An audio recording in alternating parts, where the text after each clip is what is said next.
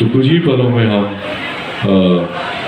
हमारा जो prize distribution ceremony है, जब हम पुरस्कार बांटेंगे, कुछ ही पलों में वो शुरू करने वाले हैं। हमारे साथ हमारे बीच कुछ ही पल में हमारे प्रिंसिपल रेजिडेंट कमिश्नर साहब श्री रोहित कुमार जी आने वाले हैं और कुछ ही पलों में यहाँ पहुँचने वाले हैं। उसके साथ हम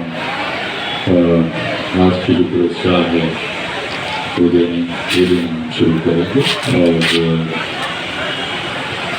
हमारे जजेस को बहुत मेहनत हो रही है, बहुत मेहनत की है, बहुत दिमाग लगाया है, तो बहुत माइन्यूटली, बहुत तरीके से एक एक चीज़ जांच करके उस नतीजे पे पहुँचेंगे वो लोग जहाँ पे आपको आपके पुरस्कार मिलेंगे। जो फनकार है, जो सही इंसान है, जिसने उसकी मेहनत की है, उसको भी पुरस्कार मिलेगा।